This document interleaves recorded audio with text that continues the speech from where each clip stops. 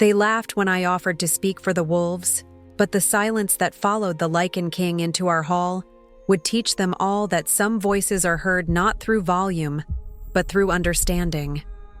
I had been a maid in Castle Velmore for 7 years, since the winter my grandmother drew her last breath and left me with nothing but her pendant and her secrets. The pendant was a simple thing, a pale stone wrapped in silver wire, worn smooth by generations of women in my bloodline. The secrets were far heavier. She had taught me the old tongue in whispers by candlelight, her voice rasping out sounds that seemed to come from somewhere deeper than her throat. The language of wolves, she called it, the speech of those who run beneath the moon. I never told anyone. A maid does not speak of such things. A maid scrubs floors and empties chamber pots and becomes invisible, a ghost moving through the grand halls where nobles feast and argue about matters of territory and trade. I learned to walk without sound, to keep my eyes lowered, to make myself so small that I might as well have been part of the furniture.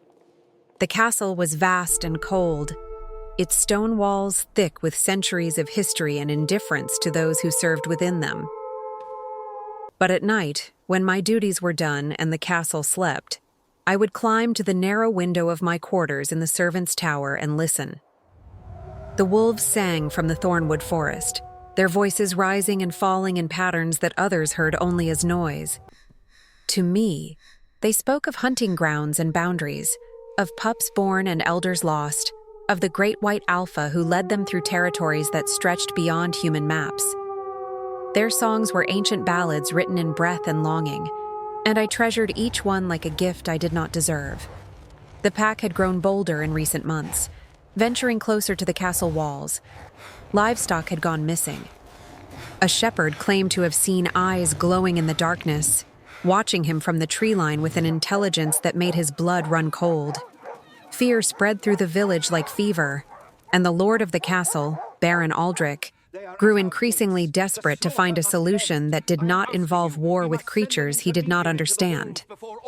When the call went out for anyone who might serve as intermediary with the wolves, I felt my grandmother's pendant grow warm against my chest. I knew I should stay silent.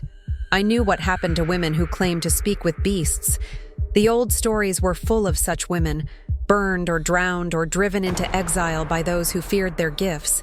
But something older than fear moved through me that day, and before I could stop myself, I had stepped forward in the great hall, my voice barely above a whisper as I offered my services. The laughter that erupted still echoes in my memory like a wound that refuses to heal. Baron Aldrich's advisors clutched their stomachs, tears streaming down their faces. A maid, they howled. A floor scrubber who thinks she can talk to wolves.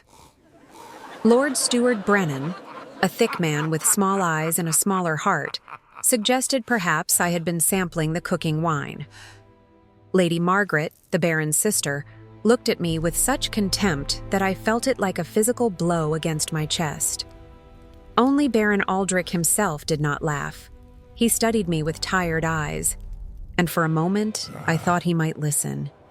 But then Brennan whispered something in his ear, and the Baron waved his hand in dismissal. "Return to your duties, girl," he said, "and speak no more of this foolishness."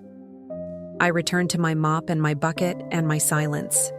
But the wolves kept singing, and I kept listening, and the pendant kept burning against my skin as if it knew something I did not. 3 weeks later, the Lycan King arrived. I had heard the stories, of course. Everyone had. In the northern reaches, beyond the mountains that mark the edge of our known world, there existed a kingdom where the boundary between man and wolf had never been drawn. The Lycans were not werewolves in the way of tavern tales, cursed souls who transformed under the full moon against their will. They were something else entirely, something older and more magnificent. They carried the wolf within them always, two souls sharing one form in perfect harmony. And their king was said to be the most powerful of them all. Why he had come to our small barony, no one knew. Some whispered of treaties and alliances that might reshape the political landscape. Others spoke of war and conquest. All I knew was that when his procession entered our gates, the wolves in the thornwood fell silent for the first time in months, as if the forest itself held its breath. I was on my knees in the great hall when he entered, polishing the stone floor that would soon bear his footsteps. Protocol dictated that servants should vanish when dignitaries arrived, but there had been no time to flee. The king had come early, catching us all unprepared, and I could only press myself against the wall and pray to become invisible once more. He was not what I expected. The stories painted him as a giant, a monster wrapped in human skin who struck terror into all who beheld him. The man who walked into our hall was tall, yes, but lean rather than massive, with silver hair that fell past his shoulders and a face that might have been carved from winter ice. His movements held the fluid grace of a predator, each step deliberate and powerful. His eyes were what held me most, two pools of molten gold that seemed to see everything and judge it wanting. Behind him walked two wolves, not men in wolf form, but actual wolves, their white fur pristine as fresh snow, their amber eyes alert and watchful. They moved like shadows given flesh, silent and deadly, and I felt my breath catch at the sight of them. The larger one, a male with a scar across his muzzle that spoke of battles survived, turned his head toward me as they passed. For a moment, our eyes met, and I heard his voice in my mind. Not words exactly, but impressions, images, a question asked in a language I had known since childhood. Who speaks our tongue in this stone den? I did not answer. I could not. To reveal myself now would be madness. Baron Aldrich rushed forward with apologies and welcomes, his advisors scrambling to arrange themselves in some semblance of dignity. But the Lycan King raised one hand, and silence fell like a hammer blow. When he spoke, I understood why they called him king. His voice was a low rumble, words flowing in a cadence that made the humans around him frown in confusion. He was speaking the old tongue, the wolf speech, the language my grandmother had pressed into my bones through years of patient teaching, and he was saying that he had not come all this way to waste words on those who could not hear. Baron Aldrich turned to his advisors in panic. Brennan sputtered something about interpreters and diplomatic protocols. Lady Margaret suggested, in a voice dripping with false sweetness, that perhaps the king might deign to speak in the common tongue for those less blessed with ancient knowledge. The Lycan King's eyes narrowed, and I saw his wolves tense, and I knew with sudden certainty that this moment balanced on a knife's edge. I did not decide to stand. My body simply rose, as if pulled by strings I could not see, and my voice emerged without my permission. He says he will not waste the true speech on ears that cannot appreciate it, I said, and every head in the hall turned toward me. He asks if there is anyone in this stone den worthy of hearing what he has come to say. The silence that followed was different from before. This was not the silence of laughter waiting to escape. This was the silence of a world reshaping itself around an unexpected truth. The Lycan King turned to face me fully, and his golden eyes widened almost imperceptibly. He spoke again, faster now, a torrent of sounds and meanings that washed over me like water from a mountain spring. I translated as he spoke, my voice growing stronger with each word, years of hidden knowledge finally finding its purpose in this impossible moment. He had come seeking an alliance, not with Baron Aldrich, but with the wolf pack of Thornwood Forest.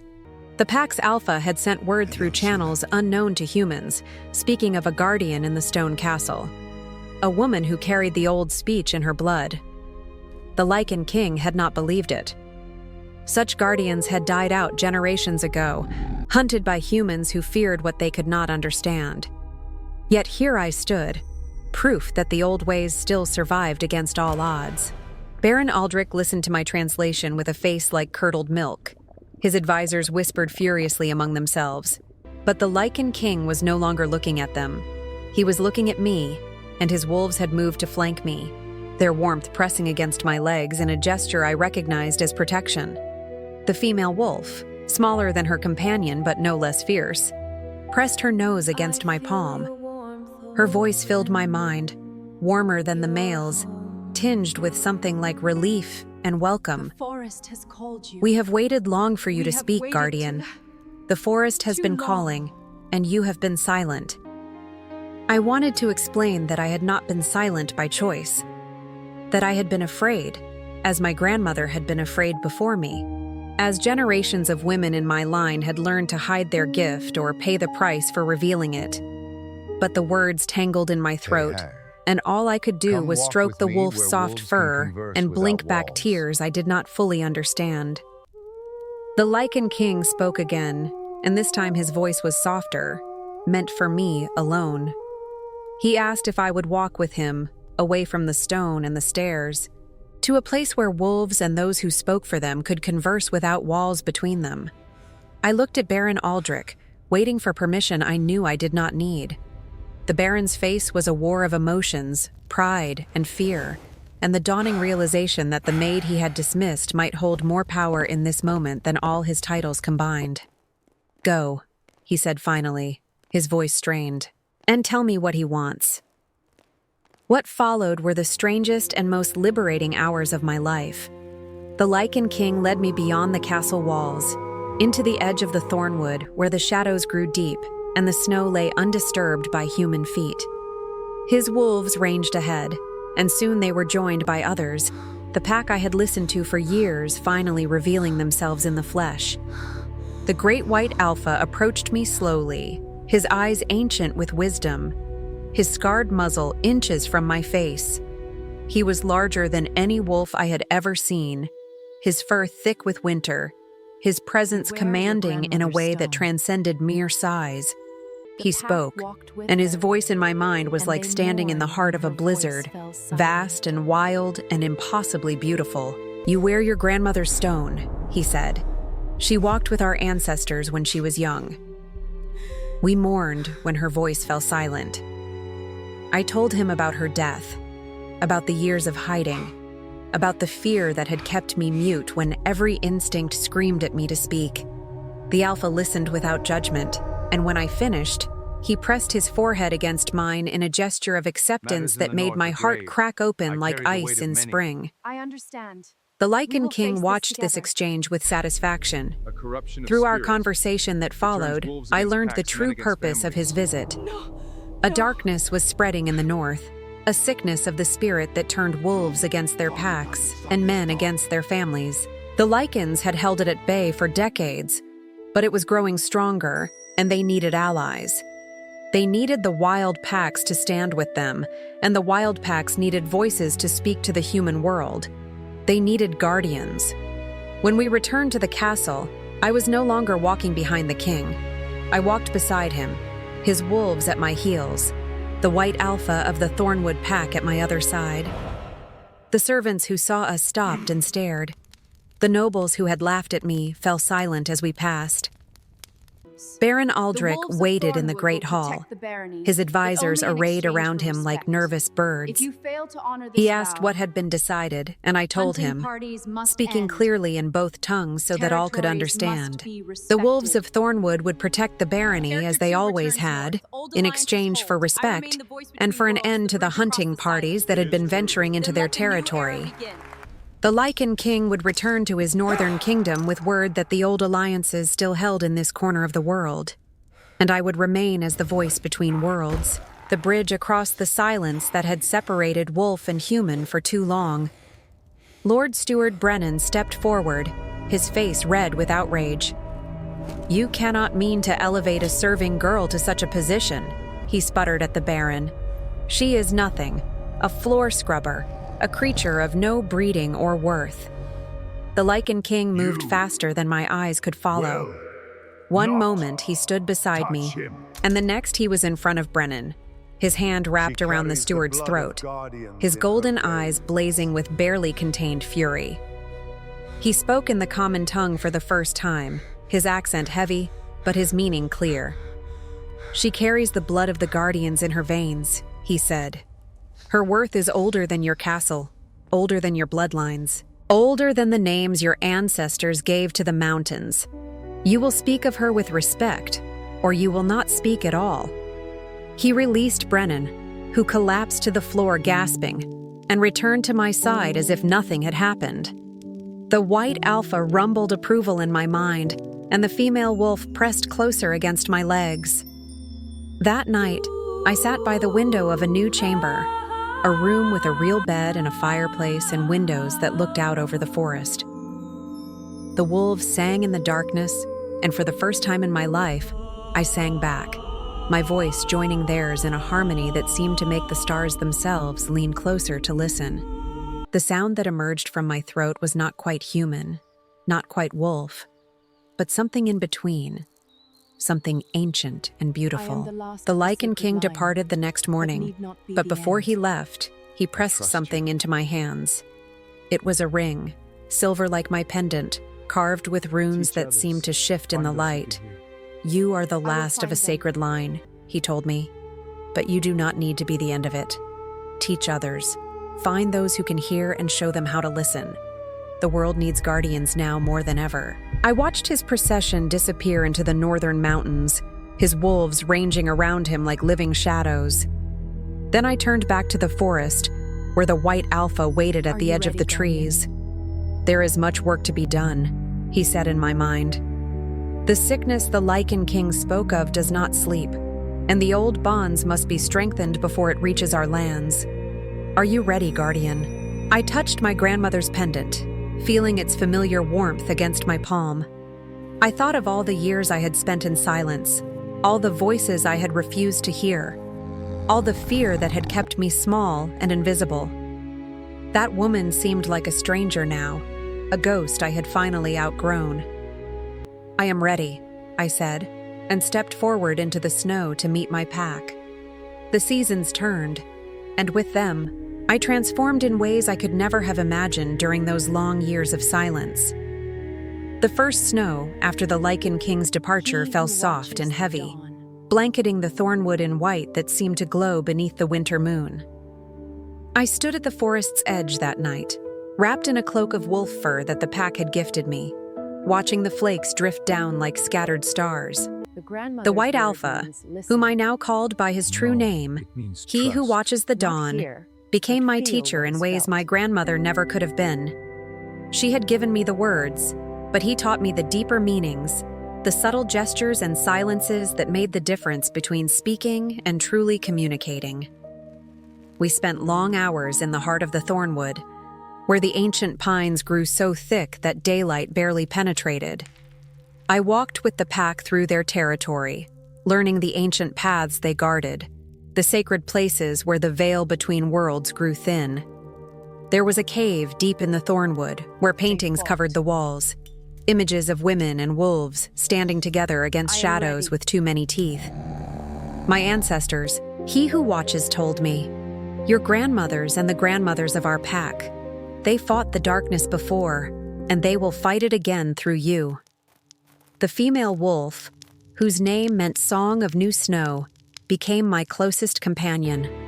She slept at the foot of my bed and walked at my side during the day, her presence a constant reminder that I was no longer alone. Through her, I learned to see the forest as the wolves saw it, a living tapestry of scent and sound and memory that stretched back beyond human reckoning. Baron Aldrich, to his credit, adapted to the new reality faster than his advisors. He began consulting me on matters of forest management and wildlife, and slowly, the hunting parties that had terrorized the wolves gave way to careful stewardship.